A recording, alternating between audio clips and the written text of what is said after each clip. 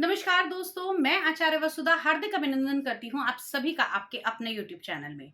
दोस्तों, आज के वीडियो में हम बात करने वाले हैं कैसा रहेगा मई का महीना आप लोगों के लिए, आपके राशिफल के लिए। वैसे देखा जाए तो अप्रैल के महीने में बड़े सारे बदलाव हुए। गुरु, मंगल, राहु, केतु, शनि सभी ग्रहों ने राशि परिवर्तन किया, सूर्य, चंद्रमा और बुध भी। तो अब इस परिवर्तन के बाद कैसा रहेगा मई का महीना आपके लिए, आइए जानते हैं इस वीडियो में। लेकिन सबसे पहले चर्चा करेंगे कि कौन कौन से विशेष व्रत, पर्व, त्योहार और ग्रह गोचर रहेंगे। तो सबसे पहले यदि हम ग्रह गोचर की बात करें तो इस महीने में 10 मई को बुध वक्री होंगे वृषभ राशि में। उसके बाद में 14 मई को सूर्य राशि परिवर्तन करेंगे और जो अब तक उच्च के थे यानी कि मेष राशि में थे, मेष राशि से निकलकर वृषभ राशि के अंदर एंटर करेंगे। उसके बाद में 17 मई को मंगल मीन राशि के अंदर गोचर करेंगे। साथ में 23 मई को शुक्रदेव मेष राशि के अंदर जाएंगे। राहु और केतु पहले ही राशि परिवर्तन कर चुके हैं, तो राहु मेष राशि में विद्यमान है और केतु तुला राशि में। अभी अभी गुरु का गोचर बदला है, यानी कि गुरु ने मीन राशि में प्रवेश किया है और शनि ने कुंभ राशि के अंदर प्रवेश किया है। तो ये है ग्रह गोचर मई के महीने के लिए आपके लिए। अब इसके बाद चर्चा करते हैं कौन कौन से विशेष व्रत, पर्व और त्योहार इस मास में आने वाले हैं। सबसे पहले 3 मई को अक्षय तृतीया, जी हाँ, इसे दूसरी दीपावली भी कहा जाता है। माँ लक्ष्मी की पूजा आराधना से इस दिन बहुत सारे सुखों की प्राप्ति हो सकती है। साथ ही साथ ये अबूझ बहुरत माना जाता है। अक्षय तृतीया पर बनी हुई हमारी विशेष वीडियो को देखना बिल्कुल ना भूलें, जिसमें मैं आपको उपाय भी बताऊंगी लक्ष्मी प्राप्ति के और साथ ही साथ अक्षय तृतीया का महत्व भी बताऊंगी। उसके बाद में 9 मई को माँ बगलामुखी जयंती मनाई जाएगी। इस दिन माँ बगलामुखी की पूजा आराधना करके आप अपने शत्रुओं से राहत पा सकते हैं। 12 मई को मोहिनी एकादशी की तिथि रहेगी। उसके बाद में 16 मई को वैशाख पूर्णिमा रहेगी। जी हाँ, इस वैशाख पूर्णिमा का विशेष महत्व माना जाता है। कहा जाता है कि वैशाख पूर्णिमा का स्नान सबसे उत्तम माना जाता है। उसके बाद में 26 मई को अपरा एकादशी रहेगी तथा 29 मई को वट सावित्री व्रत रखा जाएगा। साथ ही 30 मई को सोमवती अमावस्या और इस दिन शनि जयंती का उपलक्ष्य भी मनाया जाएगा। तो ये तो था ग्रह गोचर और राशि परिवर्तन। आइए अब बात करते हैं मेष राशि वाले जातकों के लिए कैसा रहेगा ये मई का महीना। मेष राशि वालों के लिए सबसे पहले अगर देखा जाए तो मेष लगन की कुंडली में आपके लगन में उच्च सूर्य उच्च के तथा साथ में राहु और चंद्रमा विराजमान होंगे माह की शुरुआत में। सूर्य यहाँ आपके पंचम भाव के स्वामी उच्च होकर लगन में विराजमान है। साथ ही साथ यहाँ पर राहु देव भी विराजमान है। साथ ही शनि की तीसरी दृष्टि, जिसके कारण सर में दर्द, बाल झड़ने की समस्या और बेवजह का गुस्सा आपको परेशान कर सकता है। अब बात करते हैं आप लोगों के पारिवारिक सुख के बारे में। तो पारिवारिक सुख की बात करें तो हम यहाँ पर आपके चतुर्थ भाव के अंदर देखा जाए तो चतुर्थ भाव के स्वामी चंद्रमा सप्ताह माह की शुरुआत के अंदर राशि भ्रमण करेंगे आपके प्रथम भाव में, फिर दूसरे, फिर तीसरे। इस तरह से यदि देखा जाए तो यहाँ पर सुखों की प्राप्ति आपको होती हुई दिखाई देगी। साथ ही साथ जो दिक्कतें आप अब तक परिवार से भोग रहे थे वो आपको देखने को नहीं मिलेगी। शिक्षा और संतान की दृष्टि से विरोधाभास थोड़ा सा बढ़ सकता है, क्योंकि अगर हम देखें तो यहाँ पर आपके पंचम भाव के स्वामी यानी कि आपकी शिक्षा के, आपके संतान के, आपकी जॉब के स्वामी जो है वो सूर्य देव हैं और वो उच्च के होकर विराजमान हैं आपके प्रथम भाव में यानी कि आपके लगन भाव में। लेकिन यहाँ पर ये राहु और शनि से पीड़ित हैं, जिसके कारण आपको मेहनत बहुत अधिक करनी पड़ेगी। शनि की तीसरी दृष्टि के कारण यहाँ पे आपको बहुत अधिक मेहनत करवाएगा। सूर्य उच्च होने के कारण कहीं ना कहीं आपको ईगोस्टिक भी बनाएगा। थोड़ा सा लोगों को विरोधाभास आपके अंदर उत्पन्न हो सकता है। लोगों की छोटी छोटी बातों पर आप रिएक्ट कर सकते हैं।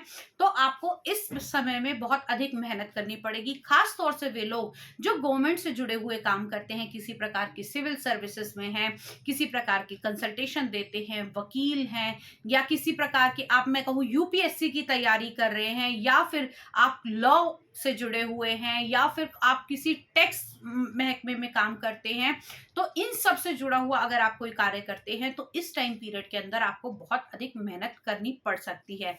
लेकिन जैसे ही सूर्यदेव राशि परिवर्तन करेंगे 14 तारीख की रात, यानी कि अगर हम पंचांग के कैलेंडर से देखें तो 29:29 पर यह परिवर्तन होगा, यानी और अगर हम ये इंग्लिश कैलेंडर से देखें तो 15 तारीख को प्रातः ये परिवर्तन हो जाएगा। तो उसके बाद में परिस्थितियां थोड़ी सी बदलती हुई दिखाई देंगी। लेकिन अगर आपने इस शुरुआती दिनों में बहुत अधिक संघर्ष किया तो चीजें आपकी निखर कर आएंगी और आपको बहुत अच्छे रिजल्ट देखने को मिलेंगे।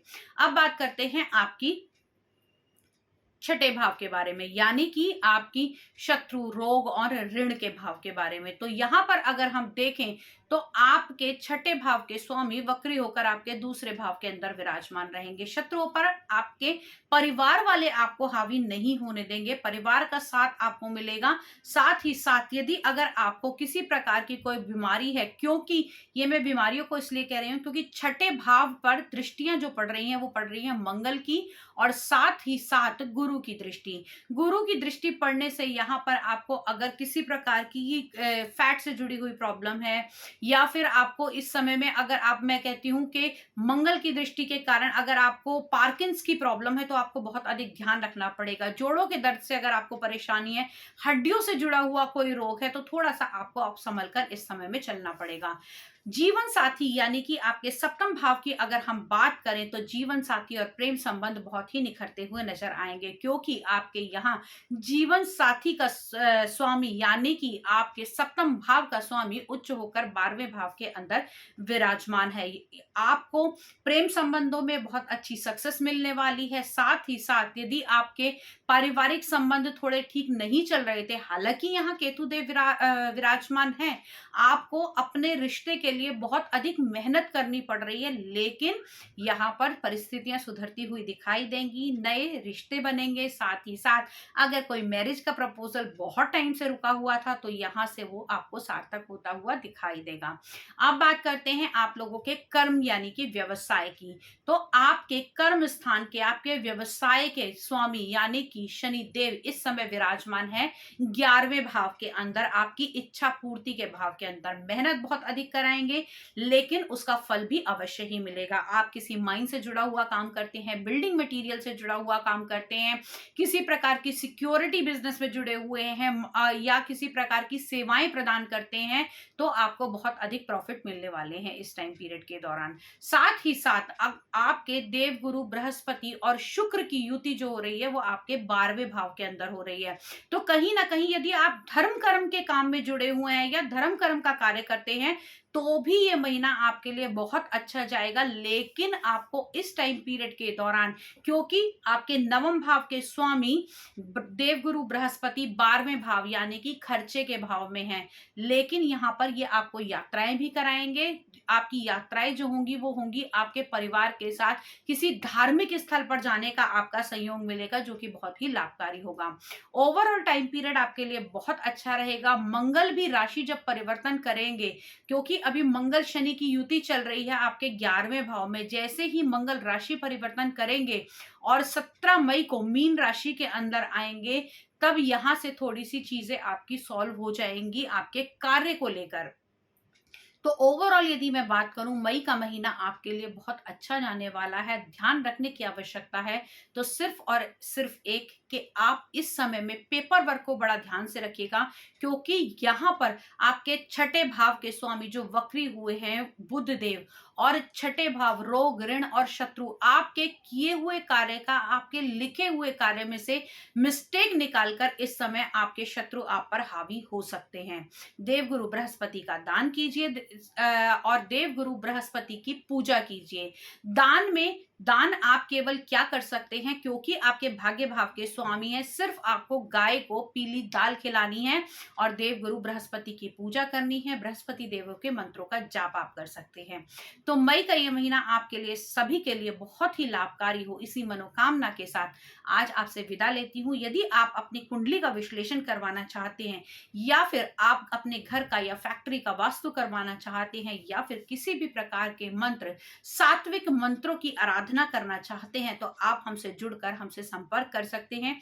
स्क्रीन पर दिए हुए नंबर पर संपर्क कीजिए, हमसे जुड़िए और अपनी समस्याओं का समाधान पाइए। अगले वीडियो में आपसे फिर मुलाकात करती हूँ, तब तक के लिए जय मां भगवती।